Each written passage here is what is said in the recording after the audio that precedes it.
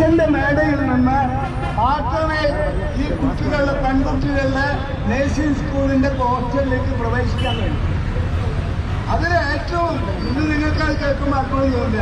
അന്ന് ഞങ്ങൾ അത്ഭുതപ്പെട്ടു പോയി. എന്താണ് ഹോസ്റ്റൽ മുറിയിൽ താമസിക്കുന്ന കുട്ടികൾക്ക് ഈസാമ്മയുടെ കൊലപാതകത്തിൽ ഇനിയും തീരുമാനം ഉണ്ടാകാത്തതിന്റെ പ്രതിഷേധ സൂചകമായി ഈസാമ്മയുടെ അമ്മ ബിന്നി ദേവസ്യ ഇന്നിവിടെ ഒരു പ്രതിഷേധ ധർണ നടത്തുകയാണ്. ഇവിടുത്തെ ജനകീയ ആക്ഷൻ കൗൺസില് അതിന് പിന്തുണ കൊടുത്തുകൊണ്ട് ബഹുമാനപ്പെട്ട ശ്രീധരൻ തേറമ്പിൽ അതിൻ്റെ തുടക്കം കുറിച്ചിരിക്കുകയാണ്. അദ്ദേഹമാണ് ഇപ്പോൾ സംസാരിക്കുന്നത്. അദ്ദേഹത്തിൻ്റെ സംസാരത്തിലേക്ക് നമുക്ക് പോകാം. അതൊരു കമേഴ്സ് സ്ഥാപനമാണ്. പേര് ഞാൻ പറഞ്ഞു വന്നത് നേഴ്സിംഗ് സ്കൂളിന്റെ ഹോസ്റ്റൽ മുറികൾക്ക് പെൺകുട്ടികൾ താമസിക്കുന്ന മുറികൾക്ക് ഉള്ളിൽ നിന്ന് കൊടുക്കില്ല. അച്ഛൻ അതിലേക്ക് പ്രവേശിച്ച് രാവിലെ 6:30 അടുക്കാണ് ഈ സംഭവം നടക്കുന്നത്. അങ്ങനെ അച്ഛൻ ഈ കുട്ടിയെ പ്രാപിക്കാൻ ശ്രമിച്ച് ബലപ്രയോഗം നടത്തി. അതാകുമ്പോൾ നമ്മൾ ബലാത്സംഗം. ഇപ്പൊ നിയമപ്രകാരം ബലാത്സംഗം എന്ന് പറയാൻ പറ്റണം. ബലാത്കാരം ചെയ്ത് സ്ത്രീകളെ കീഴ്പ്പെടുത്തുന്ന അപമാനകരമായ സംഭവമാണ്. അത് ബലാത്സംഗം തന്നെയാണ്. ലൈംഗിക പീഡനം എന്ന് പറഞ്ഞാൽ പല രീതിയിലുണ്ട്. അത് ഇത് പറഞ്ഞാൽ വളരെ വ്യക്തമാവും. അങ്ങനെ ഈ കുട്ടി പരമാവധി കുതറി മാറാൻ ശ്രമിച്ച് ഇയാൾ കഴുത്തിൽ പിടിച്ച് കയ്യെ വായിൽ പൊട്ടിപ്പിടിച്ചാണ് പിന്നീട് ചെയ്തത്.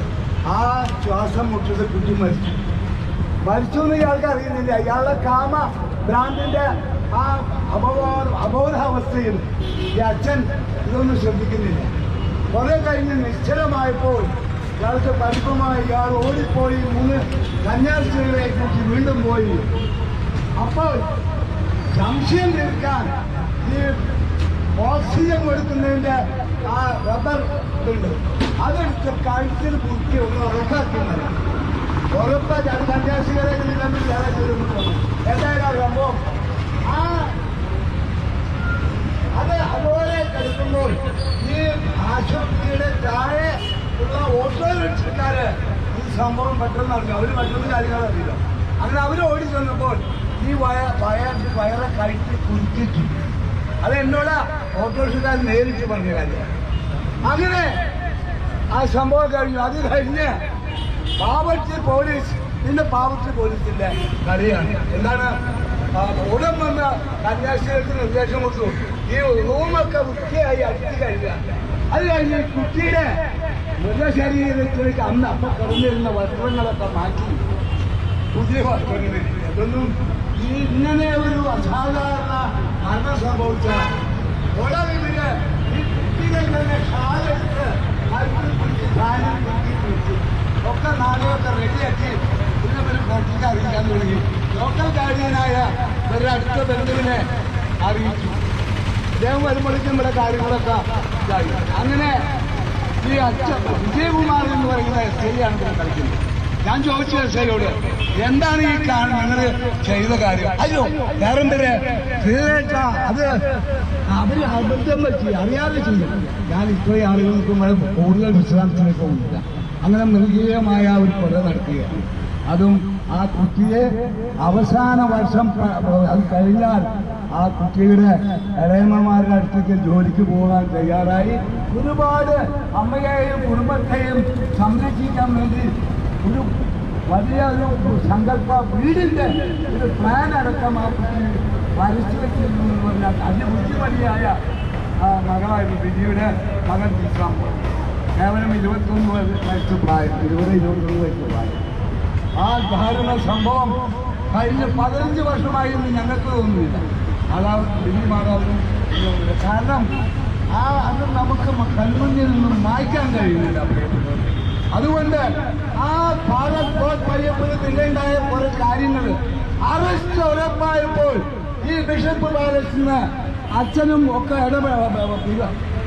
ബിഷപ്പും ഒക്കെ ഇടപെട്ട് ഇയാളെ നേരെ അയർലൻഡിലേക്ക് അയച്ചു അറസ്റ്റ് ഒഴിവാക്കാൻ. അവിടെ പോയി ഇയാളെ തനി സ്വഭാവം കാണിച്ചു. അവിടെ ഒരു മദാമയെ പിടിച്ച് രോഗിയായി കൂടി നിർഭാഗ്യവശാൽ ദൈവം എനിക്ക് സമ്മതിച്ചില്ല. എന്താണ് ഇയാളെ കാലുമ്മ ചെറിയ എനിക്ക് കുറേ സോറിയാസിൻ്റെതുണ്ടായിരുന്നു. അത് കുറച്ച് കൂടുതലായി കാലാവസ്ഥ മാറിപ്പോൾ ഇയാൾ ഇയാൾക്ക് പഠിക്കുമ്പോൾ ജീവൻ പോകാൻ ഭയങ്കര അങ്ങനെ പോയി അയാൾ ഇവിടെ അറിയിച്ചു പെട്ടെന്ന് തിരിച്ചു പോകണം. ഇവിടെ വന്ന് പിന്നെ അയാൾ മാറി പടവരാണ് ചേർത്ത് ഇപ്പോൾ ഏനാമാവ് പള്ളിയിലുണ്ടാവും. ഞങ്ങൾ 2-3 പള്ളിയിൽ ഞാൻ അവിടെ ഇതൊക്കെ നടത്തി നോട്ടീസും ഒക്കെ നടത്തിയതാണ്. പക്ഷേ ഇതുവരെ നീതിപീഠം കഴിഞ്ഞിട്ടില്ല. രണ്ടാമത്തെ ഡിവിഷൻ ബെഞ്ചിൽ ഒരു നിധി ഹർജി നിലനിൽക്കുന്നുണ്ട്. അതും എന്താ പറയുക, വൈകി വരുന്ന നീതി അനീതിയാണെന്നൊരു ആപ്തവാക്യമുണ്ട്. അതാണ് ഇപ്പോൾ ഇവിടെ നടക്കുന്നത്.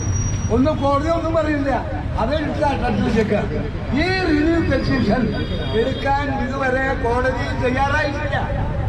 അത് അതാണ് ഞാൻ പറഞ്ഞു, വൈകി വരുന്ന നീതി ഞാൻ പറയുന്നതല്ല, മഹാന്മാർ പറഞ്ഞിട്ടില്ല. അതാണ് ഇപ്പോൾ സംഭവിച്ചുകൊണ്ടിരിക്കുന്നത്. ഇനി എന്ത് ചെയ്യണ്ടു?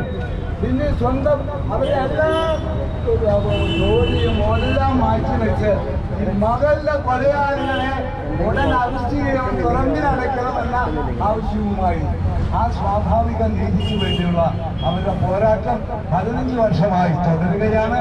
ഇന്ന് 2020 ഡിസംബർ 5 കൃത്യം 15 വർഷം കഴിയുന്ന ഇതേ ദിവസമാണ് 2005 ഡിസംബർ 5 അത് നല്ലവരായ ശ്രമിക്കുന്ന ഈ സംഭവത്തെ ശ്രമിക്കുന്ന ഈ സമരത്തെ കാണുന്ന മുഴുവൻ നല്ലവരായ ആളുകളുടെയും കാർമ്മികമായുള്ള പിന്തുണ ഉണ്ടാകണം എന്ന് മാത്രം ഈ വൈകിവേളയിൽ ഞാൻ പറഞ്ഞുകൊണ്ട് ഈ സത്യാഗ്രഹ സമരം മിസ്റ്റർ ലൂസിയുടെയും ശ്രീ ജോർജ് കോട്ടയച്ചാൽ അവർ കോട്ടയത്ത് നിന്ന് വന്ന പാലയിൽ നിന്ന് വന്ന ആളുകളുണ്ട്. സത്യജ്വാല എന്ന് പറയുന്ന ഒരു മാഗസിനുണ്ട്. ഈ സഭയിലെ തന്നെ അനീതികളെ ചോദ്യം ചെയ്യുന്ന മാഗസിനുകളുണ്ട്. കുറേ പ്രവർത്തകരുണ്ട്. നിർഭാഗ്യവശാൽ അതും തുറന്നു പറയാതിരിക്കാൻ പറ്റില്ല. ഒരുപാട് സംഘടനകൾ ഞാൻ ജോയിന്റ് ക്രിസ്ത്യൻ കൗൺസിലും കേരള കാത്തലിക് ഫെഡറേഷനൊക്കെ ആയിട്ട് ബന്ധപ്പെട്ട് എന്ന് പറഞ്ഞാൽ അതിൻ്റെ ഭാഗമല്ലാതെ തന്നെ ഒരു കൂട്ടായ്മയിലൊക്കെ പ്രവർത്തിച്ചിരുന്ന ആളുകൾ ഇപ്പം ആരുടെയും ഒരു ശബ്ദം കേൾക്കുന്നില്ല. അപ്പം അതുകൊണ്ട് എന്തായാലും അവരുടെ ഇടപെടൽ നമുക്ക് നിഷേധിക്കാനാവില്ല. കുറേ കാര്യങ്ങൾ അവർ ആ ഭാഗത്ത് നിന്ന് ചെയ്യാവുന്നതുണ്ട്. ഇപ്പോൾ പുതിയ നവമാധ്യമങ്ങളും ധാരാളം ഇത് കൈകാര്യം ചെയ്യുന്നുണ്ട്. ആ നവമാധ്യമങ്ങളിൽ വലിയ പിടിപാടില്ലാത്ത ഒരാളെന്നുള്ള നിലയ്ക്ക്, പഴയ രീതിയിൽ പ്രവർത്തിക്കുന്ന ഒരാളെന്നുള്ള നിലയ്ക്ക്, അതിനൊക്കെ ഒരു ഒബ്സർവർ എന്നുള്ള നിലയ്ക്ക്, നിരീക്ഷകൻ എന്നുള്ള നിലയ്ക്ക് മാത്രമേ കാണാൻ കഴിയുന്നുള്ളൂ. അതുകൊണ്ട് ഇവരൊക്കെ ഇപ്പം പരിചയം ചിലപ്പോൾ കുറവായിരിക്കാം. പ്രിയപ്പെട്ടവരെ, ഈ പ്രക്ഷോഭ പരിപാടികളുടെ ആ ബിന്നി ദേവസ്യയുടെ ആ അനിഷേധ്യമായ ഒരിക്കലും തോറ്റു കൊടുക്കില്ല എന്ന ആ ദൃഢനിശ്ചയം ഞങ്ങളെയൊക്കെ ഒപ്പം നിൽക്കാൻ പ്രേരിപ്പിക്കുകയാണ്. ഞങ്ങളെ കുറേ മനുഷ്യാവകാശ പ്രവർത്തകർ, കുറേ സാമൂഹ്യ പ്രവർത്തകർ, കക്ഷി രാഷ്ട്രീയ പ്രസ്ഥാനങ്ങളൊക്കെ തുടക്കത്തിലൊക്കെ വന്നു. പിന്നെ അവരൊക്കെ വലിഞ്ഞുപോയി. പിന്നെ ഞങ്ങളെപ്പോലുള്ള ഒരു ആളുകളാണ് ഈ സഭയിലെ അനീതികളെ ചോദ്യം ചെയ്യുന്ന സത്യജാല തുടങ്ങി അവരൊക്കെ പിന്തുണ പിന്നെ നല്ലപോലെയുള്ള. അതുപോലെ ചാനലുകളെ ഒരിക്കലും നമുക്ക് അതുമില്ല. മിക്കവാറും എല്ലാ ചാനലുകളും അമൃത, ഞാൻ ഇപ്പം അതിൻ്റെ പേരുകൾ ഒന്നൊന്ന് പറഞ്ഞ് ഞാൻ ഇതാക്കുന്നില്ല. ഞാൻ അമൃതയിൽ പോയി അതിൽ പങ്കെടുത്ത ആളാണ്. പിന്നീട് വീട്ടിൽ വെച്ച് ഒരു പകൽ മുഴുവൻ ഇതൊക്കെ ചെയ്തിട്ടുള്ള ഒരുപാട്. അതിനുശേഷം ഒരുപാട് ചാനലുകളിൽ പിന്നീട് അഭിമുഖവും അതിൻ്റെ ചരിത്രവും ഒക്കെ വന്നിട്ടുണ്ട്.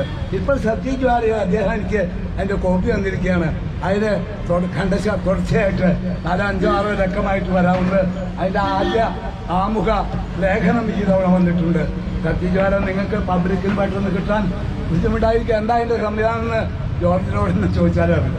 എന്തായാലും അത് ചെയ്തു വരുന്നുണ്ട്. അങ്ങനെ കുറേ മേഖലയെന്ന് ഇതിന് ഇതുണ്ട്. പക്ഷേ സംസ്കൃതത്തിൽ പറയുന്നത് കിം ഫലം, ഒരു ഫലവുമില്ല. ഒരു കാര്യം കൂടി പറഞ്ഞ് ഞാൻ അവസാനിപ്പിക്കണം. പുരോഹിതൻ എന്ന വാക്കിന് സംസ്കൃത ദേവനാഗര ലിപിയിൽ ഒരു ചൊല്ലുണ്ട്. എത്രത്തോളം ശരിയാന്ന് എനിക്കറിയില്ല. പുരോഹിതൻ പൂന്നുള്ളതിന് പുരീശം ഛ എന്ന് പറഞ്ഞാൽ മല സമാനമായതാണ്. മലിമസമായ എന്നുള്ള അർത്ഥവും ഉദ്ദേശിക്കുന്നത്. മലം എന്നർത്ഥമാണ്. രോഷം ഛ. ഈ അച്ഛന്മാർക്കും ഞാൻ വിശ്വസിക്കുന്ന ഹിന്ദു പ്രസ്ഥാനത്തിലുള്ള എല്ലാ പുരോഹിതന്മാരും ഒരേ തട്ടിലിരുത്താവുന്ന ആൾക്കാരാണ്. രോഷം ഭയങ്കര രോഷാണ് ഇവർക്ക്. അവർക്ക് ഹിംസ ഒരു പ്രശ്നമല്ല. പിന്നെ അത് മൂടി വയ്ക്കാൻ ഈ അന്യായമായി അൽമായമാരുടെ ഈ വിശ്വാസികളുടെ ഇന്ന് പിരിച്ചെടുക്കുന്ന പണം മുഴുവൻ അഭയ കേസിന് 40 ലക്ഷം രൂപ ബാങ്കിൽ നിന്ന് വിഡ്രോ ചെയ്ത കാര്യമൊക്കെ നമ്മൾ മാധ്യമങ്ങളിലൊക്കെ കണ്ട കാര്യമാണ്. ഇതൊക്കെ പരസ്യമാണ്. അങ്ങനെ പണത്തിൽ കേവലം ഒരു അച്ഛനെ സംരക്ഷിക്കാൻ വേണ്ടി ഒരു പാവപ്പെട്ട കുടുംബത്തെ നേരിട്ട് ഈ കുണ്ടുകുളത്തിനും ആൻഡ്രൂസ് താഴത്തിനും ഒക്കെ പിന്നെ നേരിട്ട് കത്ത് കൊടുത്തു. ഒരു മറുപടി കൊടുക്കാൻ പോലും തയ്യാറായിട്ടില്ല. ഞാൻ പുരോഹിതന്റെ അവസാനത്തെ വാക്ക് തസ്കരസ്യ കള്ളന്മാരാണ്. ഓരോ പള്ളിയിൽ പോയിരുന്നു. ഇപ്പൊ കണ്ടില്ലേ, പഴയ പള്ളികളും എല്ലാം ചരിത്രപരമായ അവശിഷ്ടങ്ങളുള്ള മുഴുവൻ പള്ളിയും പൊടിച്ച് ഓടുകൾ ഒഴുക്കിയാണ് പള്ളികൾ. എൻ്റെ ക്രിസ്തുദേവ പൊറുക്കണേ എന്ന് പറയാനേ നമുക്ക് തോന്നുന്നു. ആ ചരിത്രം ഞാൻ പറയട്ടെ, നമുക്കൊക്കെ അറിയാവുന്ന കാര്യമാണ്. അദ്ദേഹം പൊറുക്കില്ല, ഇത്തരക്കാരോട് പൊറുക്കില്ല, വിശ്വാസികളുടെ ഒപ്പം ഉണ്ടാകും, സംശയമില്ല. ബിന്നിയുടെ ഈ അക്ഷീണ പ്രയത്നം വിജയിക്കുക തന്നെ ചെയ്യും എന്ന് മാത്രം പറഞ്ഞുകൊണ്ട് എൻ്റെ വാക്ക്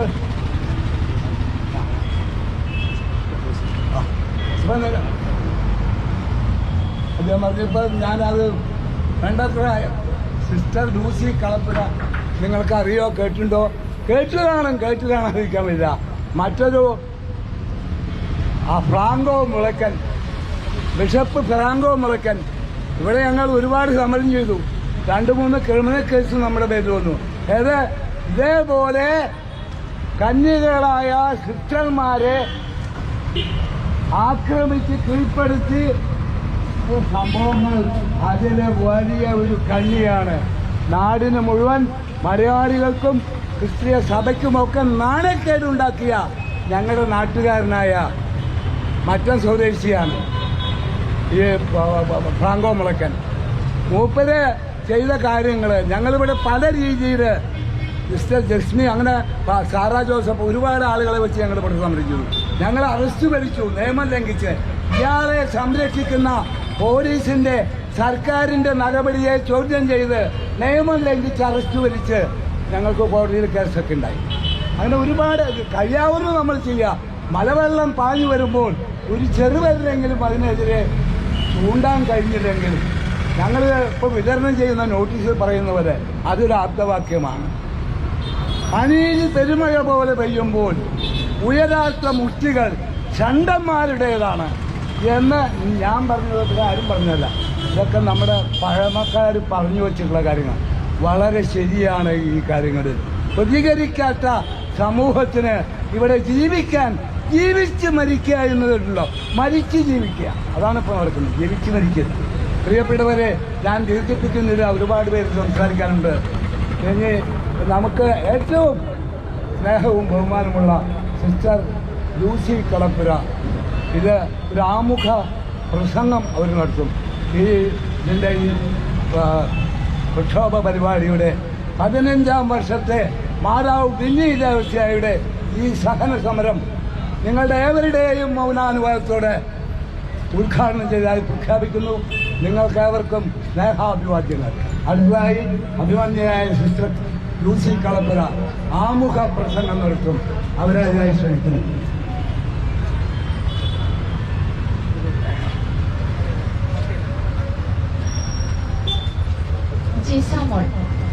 എല്ലാവരുടെയും ഉള്ളിന്റെ ഉള്ളിൽ നീറുന്ന നൊമ്പരമായി മാറിയിരിക്കുന്ന ഒരു കുട്ടിയാണ് ജീസമോൾ.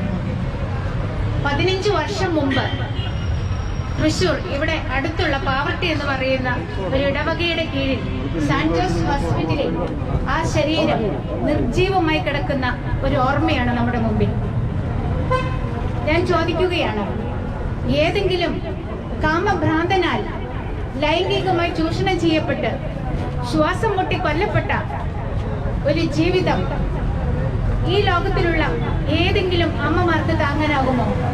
തന്റെ ചോരയും നീരും ഊറ്റിക്കൊടുത്ത് വളർത്തിക്കൊണ്ടുവരുന്ന ഒരു മകൾ ഇങ്ങനെ വധിക്കപ്പെട്ടാൽ, ഇങ്ങനെ കൊല ചെയ്യപ്പെട്ടാൽ ജീസ മോളുടെ അമ്മയെ പോലെ ഇന്നും ചങ്കു നീറി കരഞ്ഞുകൊണ്ട്, ചങ്ക് തകർന്ന് കരഞ്ഞുകൊണ്ട്, എന്നാൽ അതിനോടൊപ്പം നട്ടെല്ല് നിവർത്തി നിന്നുകൊണ്ട് ഈ മകളുടെ കൊലപാതകയെ കണ്ടെത്താൻ വേണ്ടി അക്ഷീണം ഓരോ ചൂടുകളും വെച്ചു നീങ്ങുന്ന ഈ അമ്മ ഈ ഭാരതത്തിലെ മുഴുവൻ അമ്മമാർക്കും മാതൃകയാണ്.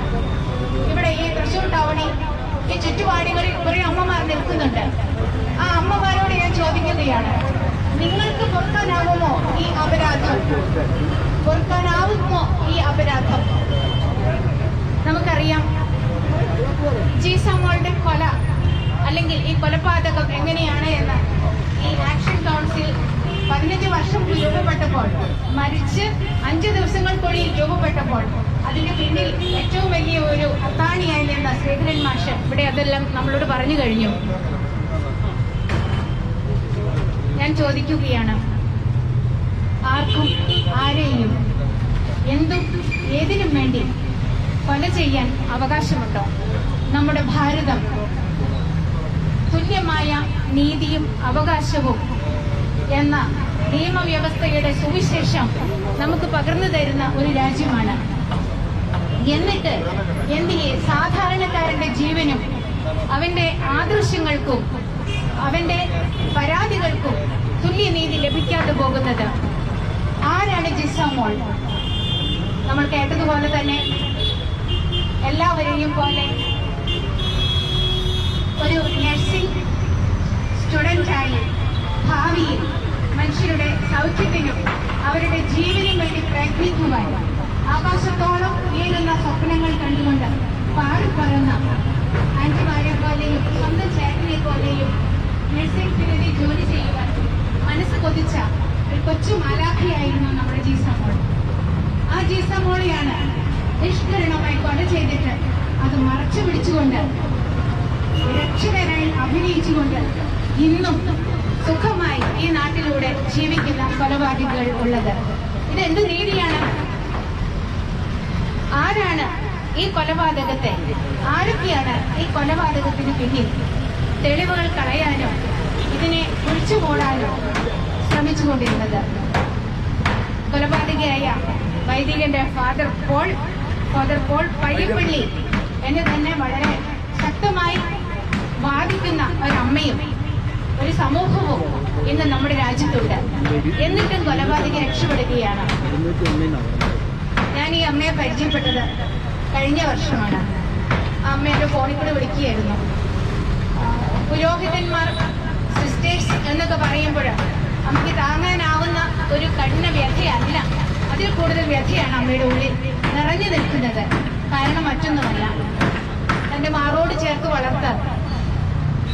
വളർത്തിക്കൊണ്ടുവന്ന ആ കുഞ്ഞിനെ, തൻ്റെ ഇടത്തും വലത്തും കിടത്തി വളർത്തിക്കൊണ്ടുവന്ന ആ കുഞ്ഞിനെ കൊല ചെയ്യാൻ കൂട്ടുനിന്നവർ പോലെയുള്ള വസ്ത്രം ധരിച്ചു നിൽക്കുന്ന കുറേയധികം സിസ്റ്റേഴ്സ് ഉണ്ട് എന്നുള്ള ആ നമ്പരത്തിൽ നിന്നാണ് ആ അമ്മ എന്നെ പോലെയുള്ള അല്ലെങ്കിൽ സിസ്റ്റേഴ്സ് ആയിട്ടുള്ളവരെ വെറുക്കാനും പുരോഹിതന്മാരായിട്ടുള്ളവരെ വെറുക്കാനും തുടങ്ങിയത്. അമ്മ ചോദിക്കുന്ന ചില ചോദ്യങ്ങൾക്ക് മുമ്പിൽ അന്ന് ഞാൻ നിശബ്ദയായിപ്പോയി. പക്ഷെ ഉള്ളുകൊണ്ട് ഞാൻ അമ്മയെ എൻ്റെ മാറോട് ഹൃദയത്തോട് ചേർത്ത് വെച്ചു. ഇന്നും ബിന്നി എന്ന് പറയുന്ന ആ അമ്മ അമ്മയോടൊപ്പം ഞാനുള്ളപ്പോൾ എന്നോടൊപ്പം അമ്മയുമല്ല. നമുക്ക് ഈ ഭാരതം മുഴുവനും, ഞാൻ പറഞ്ഞല്ലോ, ബിന്നി എന്ന് പറയുന്ന ഈ അമ്മ, ജീസ മോളുടെ അമ്മ ഒരു അമ്മമാരുടെ ഒരു പ്രതീകമാണ്. അതുകൊണ്ട് തന്നെ ഇന്നും ഇത്രയും ധീരതയോടെ കണ്ണിൽ നിന്നും കണ്ണീർ ഒഴുകുമ്പോഴും ിൽ നിന്ന് നിവർത്തി നിന്നുകൊണ്ട് കൊലപാതകയെ കണ്ടുപിടിച്ചേ മതിയാവൂ എന്ന് ധീരതയോടെ പറഞ്ഞുകൊണ്ട് സമരം ചെയ്യുവാൻ എന്ന് കഴിയുന്നത്. ഈ കൊലയ്ക്ക് പിന്നിൽ നിൽക്കുന്നവരെ സംരക്ഷിക്കുന്ന രാഷ്ട്രീയ സ്വാധീനമുള്ള കോടതിയിലെ ഉദ്യോഗസ്ഥരും പോലീസുകാരും മതസ്വാധീനം ഉള്ള വ്യക്തികളും പോലീസ് സന്നാഹങ്ങളും മത നേതാക്കന്മാരും എല്ലാമാണ് ഇതിന്റെ പിന്നിൽ നിൽക്കുന്നത്. ചില പോലീസ് ഉദ്യോഗസ്ഥരെ കുറിച്ചൊക്കെ നമ്മൾ കേൾക്കാറുണ്ട്. അവര് മതനേതാക്കന്മാരുടെ, കത്തോലിക്ക സഭയുടെയും മറ്റു മതത്തിന്റെയും ഒക്കെ നേതാക്കന്മാരുടെ സമ്പത്തിന് മുന്നിൽ മഞ്ഞളിച്ചു പോകുന്നവരാണ്. അങ്ങനെ വന്നു കഴിയുമ്പോൾ പിന്നണിയിൽ കൂടി കൈനീട്ടി ആ സമ്പത്തിനു വേണ്ടി വാദിക്കുകയും സത്യത്തെ തന്റെ ഷൂവിനടിയിൽ ഞെരിച്ചമർത്തുകയും ചെയ്യുവാൻ മാനസികമായ ഒരുക്കമുള്ളവരാണ്. ചിലരൊക്കെ അന്വേഷണത്തിൽ പാളിച്ചകൾ വരുന്നതിന്റെ കാരണം ചിലരുടെ രാഷ്ട്രീയ സ്വാധീനം ഉപയോഗിച്ചുകൊണ്ട് സത്യങ്ങളെ കുഴിച്ചു മൂടുവാൻ യാതൊരു മടിയും കാണിക്കാത്തവരാണ്. ഈ രണ്ട് വിഭാഗങ്ങൾ നിലനിൽക്കുമ്പോൾ ഈ രണ്ട് വിഭാഗങ്ങളുടെ കീഴിലാണ് നമ്മുടെ ഭാരതത്തിന്റെ ഓരോ പൗരനും ജീവിക്കാനാവുക എന്ന് പറയുന്നത് എത്രമാത്രം നീചമാണ്, എത്രമാത്രം നിസ്സഹായമായ ഒരു അവസ്ഥയാണ്. അതുകൊണ്ടല്ലേ നമ്മുടെ ഓരോ കേസുകളും കൊല ചെയ്യപ്പെടുന്ന, ദുരൂഹ സാഹചര്യത്തിൽ കൊല്ലപ്പെടുന്ന വ്യക്തികൾക്ക് നീതി കിട്ടാതെ പോകുന്നത്. വർഷങ്ങൾ കാത്തിരുന്നാലും നമ്മുടെ സിസ്റ്റർ അഭയ നീണ്ട 28 വർഷം പിന്നിട്ട് കഴിഞ്ഞിരിക്കുന്നു. കൊലയാളികളും കൊലയ്ക്ക് കൂട്ടുനിന്നവരും അന്തസ്സോടെ കോളം ഉയർത്തി ജീവിക്കുന്ന ഒരു സ്വാതന്ത്ര്യം ഇവിടെ നിലനിൽക്കുന്നുണ്ടെങ്കിൽ അത് നമ്മുടെ ഭരണവകുപ്പിന്റെയും നിയമത്തിന്റെയും വില കുറഞ്ഞ ഒരു സാഹചര്യം സൃഷ്ടിക്കുന്നത് കൊണ്ടാണ്. അതുപോലെ തന്നെ ഈ നവംബറിൽ തീരേണ്ടതായിരുന്നു അഭയയുടെ കൊലപ്രസിന്റെ വിധിയും എല്ലാം തീരേണ്ടതാണ്. പക്ഷേ ഡിസംബറോടുകൂടി തീരുമെന്ന് പ്രഖ്യാപിച്ചിട്ടുണ്ട്. നമുക്ക് നല്ലൊരു പ്രതീക്ഷയോടെ അതിനെ കാത്തിരിക്കാം. ഏതൊരു കേസിനെയും പിന്നിൽ പുരോഹിതരും സിസ്റ്റേഴ്സും എന്തുകൊണ്ട് കൊലയ്ക്ക് കാരണമാവുകയും ഈ കൊലപാതകത്തെ മൂടി വയ്ക്കുവാൻ അക്ഷീണം പരിശ്രമിക്കുകയും ചെയ്യുന്നത് എന്തുകൊണ്ട് എന്ന് ഞാൻ പല പ്രാവശ്യം ചിന്തിച്ചു. എന്തായിരിക്കും അവരെ ഇതിന് പ്രചോദനം നൽകുക? എന്താണ് ഇവരുടെ ദൗത്യം? നേരത്തെ ശ്രീധർ സാർ പറഞ്ഞതുപോലെ എന്താണ് ഒരു പുരോഹിതൻ അല്ലെങ്കിൽ എന്താണ് ഒരു സന്യാസി? സന്യാസി എന്ന് വിളിക്കാൻ പറ്റുമോ? സന്യാസി എന്ന് പറഞ്ഞാൽ എന്താണ്? എല്ലാം ഉപേക്ഷിക്കുന്നവൻ, എല്ലാം ത്യജിക്കുന്നവൻ, എന്നിട്ട് നന്മ മാത്രം ചെയ്യുന്നവൻ. അവരെ അല്ലാതെ സന്യാസി എന്ന് വിളിക്കാൻ പറ്റില്ല. നമ്മുടെ ഭാരതത്തിലെ കത്തോലിക്ക വിഭാഗത്തിൽപ്പെട്ട ഇതുപോലെ പ്രത്യേക വേഷം ധരിക്കുന്നവനെ സന്യാസി എന്ന് വിളിക്കാൻ പറ്റുമോ എന്ന് എനിക്ക് സംശയമുണ്ട്. അതുപോലെ കന്യാസ്ത്രീ എന്ന് വിളിക്കപ്പെടാൻ യോഗ്യതയുണ്ടാവും. വളരെ അപൂർവം ചിലർ കാണുമായിരിക്കും കന്യാസ്ത്രീ എന്ന് വിളിക്കപ്പെടുവാൻ. പിന്നെ കഴിയുന്നത് സിസ്റ്റേഴ്സ് എന്ന് വിളിക്കാം. കാരണം എല്ലാ ഭാരതീയരും സഹോദരന്മാരാണ്. ഏതായാലും നമ്മൾ അവരെ അതിന്റെ പേര് സിസ്റ്റേഴ്സ് എന്ന് വിളിക്കുന്നുണ്ട്. അതുകൊണ്ട് ഈ പ്രിയപ്പെട്ട സഹോദരിമാരോട് ഞാൻ ചോദിക്കുകയാണ്, നിങ്ങൾ ഒരു വിശുദ്ധിയാകണം എന്ന് പ്രഖ്യാപിച്ചുകൊണ്ടാണ് വീട്ടിൽ നിന്നും മഠത്തിലേക്ക് കാലെടുത്ത് വെക്കുന്നത്. പ്രായം ചെന്ന സിസ്റ്റേഴ്സ് നമ്മളെയൊക്കെ പഠിപ്പിച്ചു തരുന്നതും അത് തന്നെയാണ്. ഒരു വിശുദ്ധമായ ജീവിതം നയിക്കണം, ഭാവിയിൽ വിശുദ്ധ എന്ന മുദ്ര കുത്തപ്പെടണം. ഒരു വിശുദ്ധ എന്ന് മുദ്ര കുത്തപ്പെടുവാൻ വേണ്ടിയുള്ള ജീവിതയാത്രയിൽ നിങ്ങൾ എന്നു മുതലാണ് അധപ്പതിക്കാൻ തുടങ്ങിയത്? എന്നു മുതലാണ് നിങ്ങൾ പൗരോഹിത്യർക്ക് പാദശുശ്രൂഷ ചെയ്യാൻ തുടങ്ങിയത്? പുരോഹിതന്മാർക്ക് പാദശുശ്രൂഷ അവരുടെ കൊലപാതകങ്ങൾക്കും കുറ്റകൃത്യങ്ങൾക്കും തണലേകുവാൻ ഒരു ആൽമരമായിട്ട് നിങ്ങൾ എന്നു മുതലാണ് ഉയർന്നത്? ഈ ചോദ്യമാണിത്. ചങ്കിൽ കുത്തി ഞാൻ നിങ്ങളോട് ചോദിക്കുകയാണ്. നമ്മൾ വാക്ക് കൊടുത്തത് എന്തിനാണ്? പാവപ്പെട്ടവരുടെ സംരക്ഷണവും സ്നേഹവും അവർക്ക് ധാരാളം കൊടുക്കുവാൻ വേണ്ടി. ഒരു പ്രവാചക ശബ്ദത്തോടെ അനീതിയെ ചോദ്യം ചെയ്തുകൊണ്ട് ജീവിച്ച ക്രിസ്തുവിന് ചുവടുകൾ വയ്ക്കാനാണ് നമ്മൾ വാക്ക് കൊടുത്തത്. പക്ഷേ നമ്മൾ അധപ്പതിച്ചിരിക്കുന്നു. പ്രിയപ്പെട്ടവരെ, ഈ ബിന്നിയുടെ പ്രിയപ്പെട്ട ജീസാമോളുടെ നിഷ്കളങ്കയും നിർമ്മലയും സ്വപ്നങ്ങളും കൊണ്ടു നടന്ന പാറിപ്പറക്കുന്ന പൂമ്പാറ്റ പോലെയായിരുന്ന ആ കുഞ്ഞു മകളുടെ കൊലപാതകം നടത്തിയ ഫാദർ പോൾ പയ്യപ്പള്ളിയെ സംരക്ഷണം നൽകി തണലായി നിൽക്കുവാൻ നിങ്ങൾ പ്രചോദിപ്പിക്കുന്നത് എന്തുകൊണ്ടാണ്? നിങ്ങൾ പുറത്തേക്ക് വരൂ. ആരാധനാ സമൂഹത്തിലെ കന്യാസ്ത്രീകളാണ് ഇതിന് കൂട്ടുനിന്നത്. സിസ്റ്റേഴ്സാണ് അതിന് കൂട്ടുനിന്നത്. പാവർട്ടി ഹോസ്പിറ്റലിലെ സെന്റ് ജോസ് ഹോസ്പിറ്റലിലെ നിങ്ങൾ ഇനിയും പുറത്തു വരണം. നമ്മൾ ഓരോ സാഹചര്യങ്ങളും എടുത്തു നോക്കിക്കേ. ഇത് ചിലതൊക്കെ അറിയപ്പെടുന്നു.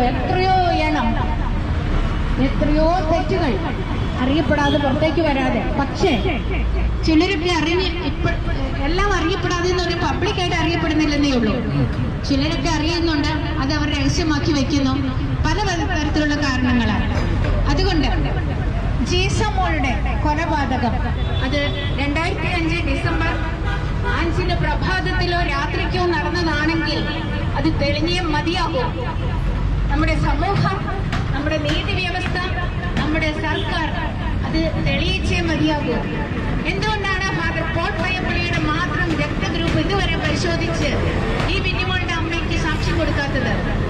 മിന്നിമോളുടെ രക്തഗ്രൂപ്പ് O പോസിറ്റീവ് ആണെങ്കിലും അവളുടെ മരണത്തിന് ശേഷം അവളുടെ ശരീരത്തിലും അവളുടെ വസ്ത്രത്തിലും പുരണ്ട രക്തം B പോസിറ്റീവാണ്. എന്തുകൊണ്ട് ഈ രക്തത്തിന്റെ ഉടമ ആരാണെന്ന് കണ്ടെത്തുവാൻ നമ്മുടെ പോലീസ് വിഭാഗത്തിന് കഴിഞ്ഞില്ല? അന്വേഷണ ഉദ്യോഗസ്ഥരുടെ വീഴ്ചയാണ് ഇതിന് കാരണം. മനഃപൂർവമായ കണ്ണടക്കലും ആരെയൊക്കെയോ സംരക്ഷിക്കാൻ വേണ്ടിയിട്ടുള്ള തീക്ഷ്ണമായ അടിയൊഴുക്കിന്റെയും കാരണമാണ്. ഞാൻ പറഞ്ഞല്ലോ, മത നേതാക്കന്മാർക്ക് തെറ്റുകളെ മൂടി വയ്ക്കുവാൻ കോടികളുടെ സമ്പത്തുണ്ട് ഉള്ളപ്പോൾ അവരെന്ത് ചെയ്യും? അവരത് വാഗ്ദാനം ചെയ്യും, മുന്നിലൂടെയല്ല പിന്നിലൂടെ. അപ്പോൾ ഈ അന്വേഷണ ഉദ്യോഗസ്ഥരുടെ കാര്യങ്ങൾ ഇതുപോലുള്ള പല സത്യസന്ധമായ കേസുകളും അന്വേഷണ തെളിവുകൾ നശിപ്പിക്കാൻ കാരണമാകുന്ന രീതി ഇവരുടെ ഈ കറ കൂടിയ കരങ്ങൾ പിന്നിലേക്ക് പോകും. ഒപ്പം വോട്ട് ബാങ്കിന്റെ രാഷ്ട്രീയ സ്വാധീനം ഉപയോഗിച്ചുകൊണ്ടും. അതുകൊണ്ട് ഈ അമ്മ നൊന്ത് പ്രസവിച്ച ജീസ മോളുടെ ശബ്ദം ഇന്നും ഈ ഭാരതത്തിൽ, രാജ്യത്തിൽ തൃശ്ശൂര് മാറ്റില് കൊടുക്കും. ഞാൻ കൊച്ചുമോളുടെ കബറിടത്തിൽ പോയിട്ടാണ് വന്നത്. അവൾ നിഷ്കളങ്കയായിരുന്നു, പറയാതിരിക്കാൻ വയ്യ. ഒരു പുണ്യപ്പെട്ട ജീവിതമായിരുന്നു അവളുടെ. അമ്മ പറഞ്ഞ ചില കാര്യങ്ങളൊക്കെ ഞാൻ അറിഞ്ഞു. നമ്മളെ ഒത്തിരി സങ്കടപ്പെടുത്തും. ആരെയും വേദനിപ്പിക്കാത്ത കൂട്ടുകാർക്കൊക്കെ വീട്ടിൽ വന്നു പോകുമ്പോൾ, ദൂരെയുള്ള കൂട്ടുകാര് അവധിക്ക് പോകാതിരിക്കുമ്പോൾ വീട്ടിൽ നിന്നും കൊച്ചു കൊച്ചു കടികള്, കറികള്, ഭക്ഷണ സാധനങ്ങളൊക്കെ അമ്മേ എൻ്റെ കൂട്ടുകാർക്ക് ഉണ്ടാക്കി തരണം ആശ പിടിച്ച് തയ്യൽ ജോലി തിരക്കിനിടയിൽ അമ്മയെ കൊണ്ട് ഭക്ഷണം പോലും പാകം ചെയ്ത് പാക്കറ്റാക്കി കൂട്ടുകാർക്ക് കൊണ്ടുപോയി കൊടുക്കുന്ന നിഷ്കളങ്കയായ ഒരു കുഞ്ഞായിരുന്നു അവിടെ. ആ കുഞ്ഞിനെ അതുപോലുള്ളവരെ വധിക്കാൻ, ചൂഷണം ചെയ്യാൻ എളുപ്പമാണ്. സ്ത്രീരത്നങ്ങളെ ഇല്ലാതാക്കാൻ എളുപ്പമാണ്. എന്നിട്ട് അതിനെ മൂടി വയ്ക്കുന്ന തെറ്റ് ഗൗരവമുള്ളതാണ്. നമുക്കറിയാം റോബിന്റെ കേസ്. ഈ മൂടിവയ്ക്കൽ പ്രവർത്തനം, കുറ്റവാളികളെ സംരക്ഷിക്കുന്ന പ്രവർത്തനം ഏറ്റവും അധികം ഇന്ന് ലോകത്ത് നടമാടുന്നത് ക്രൈസ്തവരുടെ ഇടയിലാണ്. കത്തോലിക്ക നേതൃത്വം, പുരോഹിതന്മാരുടെയും സിസ്റ്റേഴ്സിന്റെയും ഇടയിലാണ്. അവിടെ റോബിൻ എന്ന് പറയുന്ന ഒരു പുരോഹിതൻ ഇപ്പോൾ ജയിലിലാണ്. അദ്ദേഹം ചെയ്ത ഒരു കുറ്റകൃത്യം നമുക്കറിയാം. പബ്ലിക്കായ ഒരെണ്ണം നമുക്കറിയാം. 16 വയസ്സുള്ള ഒരു കൊച്ചു പെൺകുട്ടിയെ പീഡിപ്പിച്ച്, മാത്രമോ അവരുടെ ഉദരത്തിൽ ജന്മം കൊണ്ട ആ കുഞ്ഞിന്റെ ഉത്തരവാദിത്വം, പിതൃത്വം സ്വന്തം അപ്പന്റെ തലയിൽ കെട്ടിവെക്കാൻ ധാർഷ്ട്യം കാണിച്ച, അതിന് കൂട്ടുനിന്ന കന്യാസ്ത്രീകളടക്കം ആ പുരോഹിതനടക്കം നമ്മുടെ രാജ്യത്ത് എന്താ പറയാ, വളരെ സാമർഥ്യത്തോടെ ജീവിച്ചു പോകുന്ന ഒരു കാലമാണ്. അതുമാത്രമല്ല അദ്ദേഹം ചെയ്തത്, അദ്ദേഹം നീണ്ട വർഷം 10 മാസത്തോളം ഈ പെൺകുട്ടി ആ കുഞ്ഞിനെ പ്രസവിക്കുന്നത്ര വരെ അവരുടെ മുമ്പിൽ അതേ പള്ളിയിൽ ആ മാതാപിതാക്കന്മാരുടെ ഇടയിൽ ഈ വിലപ്പെട്ട കത്തോലിക്ക സഭയുടെ 7 കൂദാശകളും പരികർമ്മം ചെയ്തുകൊണ്ട്, ഉപദേശിച്ചുകൊണ്ട്, വിശുദ്ധ കുർബാന അർപ്പിച്ചുകൊണ്ട് അവിടെ ഞെളിഞ്ഞു നിൽക്കാൻ അദ്ദേഹത്തിന് എങ്ങനെ ധൈര്യം വരുന്നു? എനിക്ക് തോന്നുന്നില്ല ഈ ലോകത്ത് വേറെ ആർക്കും ഇത്രമാത്രം ധൈര്യം കാണുന്നത്. തെറ്റ് ചെയ്താൽ ചിലപ്പോൾ മാറിപ്പോകും, ചിലപ്പോൾ ഒളിച്ചു കിടക്കും. സാധാരണ നമ്മൾ കാണുന്നതാണ്. പക്ഷെ ഇദ്ദേഹം ചെയ്തതോ? മാത്രമല്ല, എനിക്ക് നിങ്ങളോട് ചോദിക്കാനുള്ളത്, ഞാൻ പറഞ്ഞല്ലോ, ഈ ലോകത്ത് ഏറ്റവും കൂടുതൽ കുറ്റവാളികളെ സംരക്ഷിക്കാൻ കോടികൾ ഒഴുക്കുന്ന ഒരു സംവിധാനമാണ് കത്തോലിക്ക സഭാ നേതൃത്വം. ഈ റോബിന്റെ പ്രശ്നം ഉണ്ടായി കഴിഞ്ഞപ്പോൾ നമ്മുടെ കേരളത്തിലെ ഏറ്റവും വലിയ ഒരു ക്രിസ്ത്യൻ ചാനൽ ഉടമയായ ബ്രദർ ബെന്നി പുന്നത്തറ അദ്ദേഹം തന്റെ മാധ്യമങ്ങളിലൂടെ പ്രചരിപ്പിക്കുകയുണ്ടായി. അല്ലയോ പെൺകുട്ടി, അദ്ദേഹത്തിന് ഒരു പെൺകുഞ്ഞുണ്ടോ, അല്ലെങ്കിൽ സ്വന്തമായിട്ടൊരു കുഞ്ഞുണ്ടോ എന്ന് നമുക്ക് ഭേദം തോന്നുന്ന രീതിയിലാണ് അദ്ദേഹം പറയുന്നത്. അല്ലയോ പെൺകുട്ടി, വിശുദ്ധ കുർബാന കൊട്ടിയൂർ പള്ളിയിലെ ദേവാലയത്തിൽ അർപ്പിച്ചതിന് ശേഷം വിശുദ്ധ കിടക്കയിൽ അദ്ദേഹത്തെ പ്രലോഭിപ്പിക്കുവാൻ നീ എന്തിനാണ് പള്ളിമുറിയിലേക്ക് ചൂടുകൾ വെച്ചത് എന്ന് 16 വയസ്സ് മാത്രം പ്രായമുള്ള ആ പെൺകുട്ടിയോട് മാധ്യമങ്ങളിലൂടെ എഴുതി ചോദിച്ച ഒരു മാന്യൻ എന്ന് സ്വയം അവകാശപ്പെടുന്ന ഒരു കത്തോലിക്ക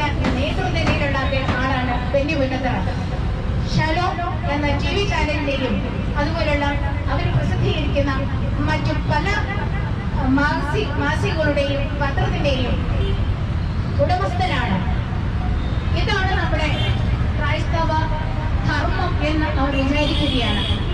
യേശുക്രിസ്തു പഠിപ്പിച്ച ക്രൈസ്തവ ധർമ്മം എന്ന് അനീതികൾക്ക് മുമ്പിൽ വിരൽ ചൂണ്ടുകയും തെറ്റുകൾ തിരുത്തണമെന്ന് ആവശ്യപ്പെടുകയും ചെയ്യുന്ന ഒരു സംവിധാനത്തെയാണ് ഇന്ന് ആക്കി തീർന്നിരിക്കുന്നത്. നീതിയെ മൂടിവെക്കുകയും കുറ്റവാളികളെ സംരക്ഷിക്കുകയും ചെയ്യുക എന്ന ഒരു ധർമ്മത്തിലൂടെ. പ്രിയപ്പെട്ടവരെ, അപ്പോൾ ഇതൊക്കെ സംഭവിച്ചിട്ടുള്ളതാണ്. എത്രയോ സംഭവങ്ങൾ ഇതുപോലെ ഉണ്ടായിക്കൊണ്ടിരിക്കുന്നു, ഇനിയും ഉണ്ടാകും. അതിനാൽ മൗനം വെടിയും ചീസമ്മളുടെ കൊലപാതകത്തിന്റെ പിന്നിൽ കാരണക്കാരായ ഫാദർ പോൾ പയ്യപ്പള്ളിയെ അറസ്റ്റ് വരിക്കൂ. അദ്ദേഹത്തോടൊപ്പം ആശുപത്രിയിൽ ഹോസ്റ്റൽ മുറിയിൽ തെളിവുകൾ ഇല്ലാതാക്കാൻ കൂട്ടുനിന്ന വഞ്ചനകൾ പറഞ്ഞ് ചതികൾ പറഞ്ഞ് നുണകൾ കുന്നുകൂട്ടിയ വാർഡനും മേട്രനും ഹോസ്റ്റൽ വാർഡനും ട്യൂട്ടറും പ്രിൻസിപ്പളും ഒക്കെയായ സിസ്റ്റേഴ്സ് വരണം. നീതിപീഠത്തിന്റെ മുമ്പിൽ അവർ സത്യം പറയാൻ ബാധ്യസ്ഥരാണ്. ഈ സിസ്റ്റേഴ്സ് അല്ലെങ്കിൽ മഠത്തിൽ ഇങ്ങനെ ഇരുന്ന് ഈ മറ്റുള്ളവരെ ദ്രോഹിക്കുകയും അവരുടെ സ്ഥാപനങ്ങളുടെ നിലനിൽപ്പിന് വേണ്ടി ഇത്രമാത്രം അകൃത്യങ്ങൾ ചെയ്തു കൂട്ടുകയും ചെയ്യുമ്പോൾ ലോകം അവരെ നോക്കി പല്ലിടിക്കും. ചിലപ്പോൾ നിങ്ങളുടെ മുമ്പിൽ നിന്ന് നല്ലത് പറയുമായിരിക്കും, പക്ഷെ ഉള്ളിന്റെ ഉള്ളിൽ നിങ്ങളുടെ അനീതികൾക്കെതിരെ അവർ ശബ്ദമുയർത്തും. എന്നിട്ട് ഞാൻ ചോദിക്കുന്നു, ഈ ലോകത്തിന്റെ ഭാരതത്തിന്റെ പ്രത്യേകിച്ച് ഓരോ അമ്മമാരും ബിന്നി എന്ന അമ്മയെ മാതൃകയാക്കണം. നിങ്ങളുടെ കൊച്ചു മകൾ പീഡിപ്പിക്കപ്പെടുന്നുണ്ടെങ്കിൽ ആരും അറിയാതെ അവിടെ ഇവിടെയുമായി ദുരൂഹ സാഹചര്യത്തിൽ മരിച്ചു പോകുന്നുണ്ടെങ്കിൽ നിങ്ങളുടെ മക്കൾ ഇതുപോലെ ഇല്ലാതാകുന്നുണ്ടെങ്കിൽ നിങ്ങളുടെ ചോര തിളക്കണം. നിങ്ങൾ പിന്നെ ജീവിച്ചിരുന്നിട്ട് എന്താണ് കാര്യം? മരണം വരെ പൊറുത്തുക, സത്യം പുറത്തു കൊണ്ടുവരാൻ മരണം വരെ ജീവിക്കുക. ഇതാണ് ഈ അമ്മയുടെ ആദർശവും ഈ അമ്മയുടെ ധീരതയും. ഞാൻ പറഞ്ഞല്ലോ, ഒന്ന് പുറകോട്ട് നോക്കൂ. 2005 പാവർട്ടി സാൻജോ ഹോസ്പിറ്റൽ ഡിസംബർ 5 നാളിന് രാത്രി നടന്ന സംഭവം. ഞാൻ ചോദിക്കട്ടെ, 2 ആഴ്ചയും കൂടി മതി ആ കുട്ടിക്ക് ഫൈനൽ എക്സാം എഴുതി നഴ്സിംഗ് വിദ്യാഭ്യാസം പൂർത്തിയാക്കാൻ. ഫൈനൽ എക്സാം കഴിഞ്ഞ് അവരുടെ സ്വപ്നമനുസരിച്ച് ആകാശത്തോളം ഉയർന്ന സ്വപ്നങ്ങൾ എൻ്റെ ചെറുകുള്ളിൽ സമ്മോഹിച്ച ആ കുട്ടി പറന്നു ഉയരാൻ. അപ്പോൾ ആ ഹോസ്റ്റലിൽ ആ കുട്ടി തൂങ്ങി നിൽക്കുന്നുണ്ടെങ്കിൽ, ജീവനറ്റ് തൂങ്ങി നിൽക്കുന്നുണ്ടെങ്കിൽ അവൾ സ്വയമേവ ചെയ്തതല്ല. ആരൊക്കെ അത് ആത്മഹത്യയാക്കാൻ പരിശ്രമിച്ചാലും അത് ആത്മഹത്യയല്ല, കൊലപാതകം തന്നെയാണ്. ഞാൻ ചോദിക്കുന്നു, ആ കുട്ടിയുടെ മുറി മരണം കണ്ടതിന് ശേഷം ഈ സിസ്റ്റേഴ്സും എന്തിനാണ് അത് അടിച്ചു കഴുകി വൃത്തിയാക്കിയത്? അവരുടെ ധർമ്മമാണോ അത്? പോലീസിന്റെ ഉത്തരവാദിത്വം എന്തിനാണ് അവർ ചെയ്യുന്നത്? ഇങ്ങനെ ദുരൂഹ മരണത്തിൽപ്പെട്ട മഠങ്ങളിലും മഠത്തിന്റെ കിണറുകളിലും മഠത്തിന്റെ ആശുപത്രികളിലുമൊക്കെ കാണുന്ന ശരീരങ്ങളെ എത്രയും വേഗം ആ പ്രദേശം എത്രയും വേഗം ക്ലീൻ ചെയ്തെടുക്കുകയാണ്. അത് അവരുടെ ധർമ്മമല്ല. സംഭവം കണ്ടാൽ ഉടൻ തന്നെ മുറി പൂട്ടി സീൽ ചെയ്ത് പോലീസിനെ ഏൽപ്പിക്കുക എന്നുള്ളതാണ് അവരുടെ ധർമ്മം. ആ ധർമ്മം അവർ ലംഘിച്ചിട്ടുണ്ടെങ്കിൽ, അധർമ്മത്തിന്റെ ഭാഗം പോയിട്ടുണ്ടെങ്കിൽ അവരും കുറ്റവാളികളാണ്. എന്നിട്ട് ആ കൊച്ചിനെ കൊണ്ട് മോഡൽ എക്സാം, ഫൈനൽ എക്സാമിനേഷന് മുമ്പിൽ മോഡൽ എക്സാം കഴിഞ്ഞതാണ്, റിട്ടൺ എക്സാം. എന്നിട്ടും ഇത് ആത്മഹത്യയാക്കി മാറ്റാൻ വേണ്ടി പ്രഭാതത്തിൽ 7-ട്ടോ 7-നോ 8-നോ എങ്ങാണ്ട് ഒരു മോഡൽ പരീക്ഷയും കൂടി പെട്ടെന്ന് തട്ടിക്കൂട്ടുന്ന, അതായത് ക്വസ്റ്റ്യൻ പേപ്പർ പോലും ഉണ്ടാക്കാൻ സമയമില്ലാതെ ഓറൽ ക്വസ്റ്റ്യനിലൂടെ ടീച്ചർ വന്ന് ട്യൂട്ടർ വന്ന് പറഞ്ഞു കൊടുത്ത് എഴുതിക്കുന്ന ഒരു തട്ടിക്കൂട്ട് മോഡൽ എക്സാം അവിടെ നടത്തിയിട്ട് ഈ കുട്ടി കോപ്പി അടിച്ചു പിടിച്ചു 10 മിനിറ്റിനുള്ളിൽ. പിടിച്ചതിനാൽ പോയി തൂങ്ങിച്ചെത്തു എന്ന് പറയുന്നതിൽ എന്തർത്ഥമുണ്ട്? ഇനി ഒരു പെൺകുട്ടി അല്ലെങ്കിൽ ഏതെങ്കിലും ഒരു വിദ്യാർത്ഥി കോപ്പി അടിച്ചാൽ ആ കുട്ടി ആത്മഹത്യയിലേക്കാണ് അവർ നയിക്കുന്നതെങ്കിൽ കൊലപാതകത്തെക്കാൾ വലിയ തെറ്റാണ് അവർ ചെയ്യുന്നത്. അങ്ങനെയാണോ ഒരു കുട്ടിയെ ഒരു കുട്ടി ഒരു പേപ്പറിൽ നോക്കിയോ ഏതെങ്കിലും രീതിയിലോ ഒരു കോപ്പി അടിച്ചിട്ടുണ്ടെങ്കിൽ ആ കുട്ടിക്ക് മാനസികമായ ധൈര്യവും പ്രചോദനവും ഒരു നല്ലൊരു മനോഭാവവും വളർത്തിയെടുക്കാൻ രീതിയിൽ ഗുണദോഷിക്കേണ്ടതിന് പകരം ആ കുട്ടിയെ മരണത്തിലേക്ക് തള്ളിവിടുകയാണ് ചെയ്യേണ്ടത്. ഇത് രണ്ടാണെങ്കിൽ പോലും അവരുടെ ന്യായീകരണത്തിന് ഉത്തരമില്ല, അവരുടെ ന്യായീകരണത്തിന് ന്യായമില്ല, തികച്ചും അന്യായമാണ് ആ ന്യായം. അതിനാൽ പാവർട്ടി ഹോസ്പിറ്റൽ ഇന്ന് നിലനിൽക്കുന്നുണ്ടെങ്കിൽ അതിന്റെ അടിത്തറയിലേക്ക് താഴ്ന്നു നോക്കുമ്പോൾ അവിടെയെല്ലാം ചിഞ്ഞു നാറുന്നുണ്ടെങ്കിലും ഒരു പക്ഷേ ഈ കുട്ടി മാത്രമായിരിക്കില്ല, ജിസമോൾ മാത്രമായിരിക്കില്ല. കണ്ണുനീർ തുള്ളികൾ മാനസിക പീഡനത്താൽ ധാരധാരയായി ഒഴുകേണ്ടി വന്നിട്ടുള്ള ധാരാളം കൊച്ചു പെൺകുട്ടികൾ അതിനുള്ളിൽ അവരുടെ കണ്ണുനീർ തുള്ളികൾ കൊണ്ട് അടിത്തറ കെട്ടിപ്പണിതിട്ടുണ്ടാവുക. അപ്പോൾ അത് നശിക്കില്ലേ എന്ന് ചോദിച്ചാൽ നശിക്കുന്നത് പാവങ്ങളെ പോലുള്ള നമ്മളെ പോലെയുള്ളവരുടെ മക്കളും അവരുടെ ജീവിതങ്ങളും മാത്രമാണ്. സൗധങ്ങൾ അങ്ങനെ നിൽക്കും. ആയതിനാൽ